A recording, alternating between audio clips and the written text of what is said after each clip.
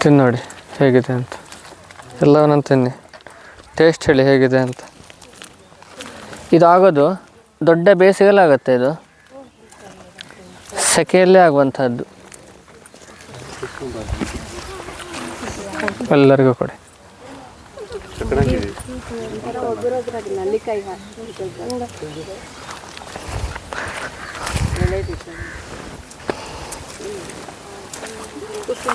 ಎಲ್ಲರಿಗೂ ಸಿಗ್ತಾ?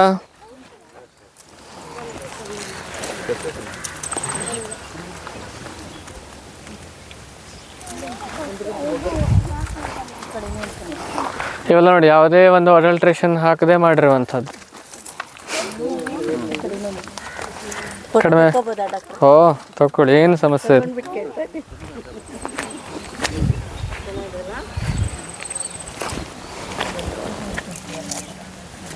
ಅಂತ ಇಲ್ಲ, ಗಿಡ ರಕ್ಷಣೆ ಮಾಡ್ಕೊಂಡು ಹೋದ್ರೆ ಸಾಕು. ನಾವು ಇದನ್ನ ಕಡಿದೆ ನಾವು ಜಸ್ಟ್ ರಕ್ಷಣೆ ಮಾಡ್ಕೊಂಡು ಹೋದ್ರೆ ಸಾಕಾಗುತ್ತೆ. ಕಬ್ಬು ಹೇಳ್ತಾ ಇದ್ರು ಚೊಗರಿನ ಅಂಶ ಇದೆ ಅಂತ, ಹೌದಾ? ಯಾವತ್ತು ಆಯುರ್ವೇದದಲ್ಲಿ 6 ರಸಗಳನ್ನು ಹೇಳ್ತಾರೆ, ಷಡ್ರಸಗಳು ಅಂತ.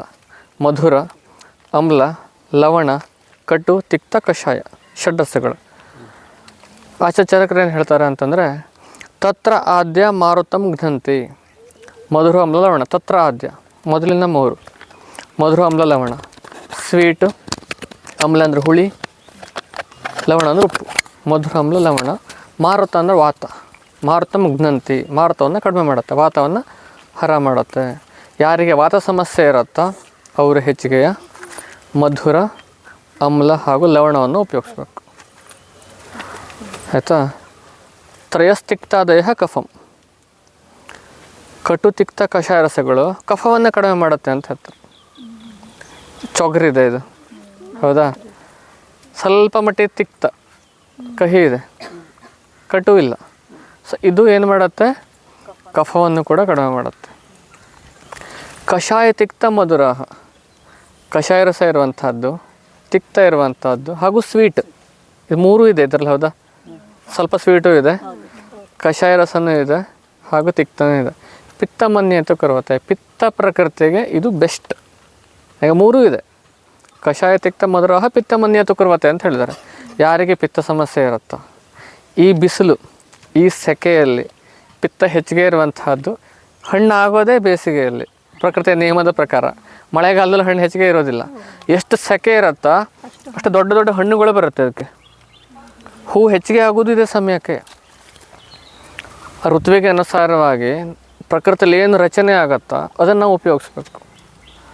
ಮಾವಿನ ಸೀಸನ್ ಮಾವಿನ ತಿನ್ನಬೇಕು, ಕಾಜು ಸೀಸನಲ್ಲಿ ಕಾಜು ತಗೊಳ್ಳಿ. ಈಗ ವಾಟರ್ ಆ್ಯಪಲ್ ಆಗುತ್ತೆ, ಜಂಬಳೇರ್ ಹಣ್ಣು ಆಗುತ್ತೆ, ಎಲ್ಲ ವೈಲ್ಡ್ ಫ್ರೂಟ್ಸ್ ಇರುತ್ತೆ. ಇದಕ್ಕೆ ಯಾವುದೇ ರೀತಿಯ ಒಂದು ಕೆಮಿಕಲ್ ಸ್ಪ್ರೇಯನ್ನು ಮಾಡೋದಿಲ್ಲ, ಯಾವುದೇ ಒಂದು ಫರ್ಟಿಲೈಸರ್ ಇದಕ್ಕೆ ಹಾಕಿರೋದಿಲ್ಲ. ನಮ್ಮ ಆರೋಗ್ಯಕ್ಕೆ ಅತ್ಯುತ್ತಮ ಇದು. ಇದರ ಹಣ್ಣು, ಇದರ ಬೇರನ್ನು ನಾವು ಹಿಮೋಸ್ಟೆಟಿಕ್ಕಾಗಿ ಯೂಸ್ ಮಾಡ್ತೀವಿ.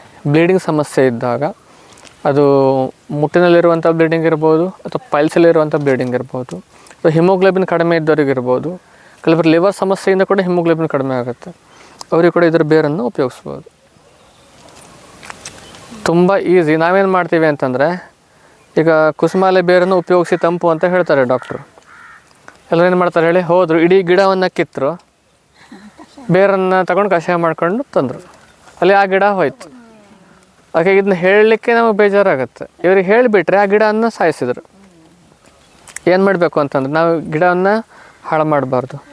ಒಂದು ಸೈಡಿಂದ ನಾವು ಅದನ್ನ ಅಗದು ತೆಗೆದು ಒಂದು ಸೈಡ್ನಷ್ಟೇ ಬೇರೆ ತೆಗಿಬೇಕು, ಅರ್ಧ ಬೇರನ್ನು ತಕ್ಕೋಬೇಕು, ಮತ್ತು ಹಾಗೆ ಮಣ್ಣು ಮುಚ್ಚಿಡಬೇಕು. ನೆಕ್ಸ್ಟ್ ಮತ್ತು ನಮ್ಗೆ ಉಪಯೋಗ ಬರುತ್ತೆ ಅದು. ಸೊ ಮತ್ತೊಂದು ವರ್ಷಕ್ಕೆ ಮತ್ತೆ ಬೇರೆ ಬರುತ್ತೆ, ಆವಾಗ ನಮಗೆ ಪುನಃ ಅದ್ರ ಬೇರೆ ಸಿಗುತ್ತೆ, ಮತ್ತು ಔಷಧಿ ಉಪಯೋಗಿಸ್ಬೋದು. ಇಡೀ ಗಿಡನ ಕಿತ್ತು ಹಾಳು ಮಾಡಿಬಿಟ್ರೆ ನಮ್ಗೆ ಅದು ಮುಗೀತು, ಮತ್ತೆಂತಕ್ಕೂ ಬರೋದಿಲ್ಲ ಅದು. ಯಾಕೆ ನಾವು ಒಂದು ಹೇಳಿದಾಗ ಗಿಡವನ್ನು ಹಾಳು ಮಾಡಬೇಡಿ ಅಂತ ಹೇಳ್ತೀವಿ. ಔಷಧಿ ಗಿಡಗಳ ಬಗ್ಗೆ ಮಾಹಿತಿ ಕೊಟ್ಬಿಟ್ರೆ ಆ ಗಿಡ ನಾಶ ಆಗಬಾರ್ದು ಅಷ್ಟೇ.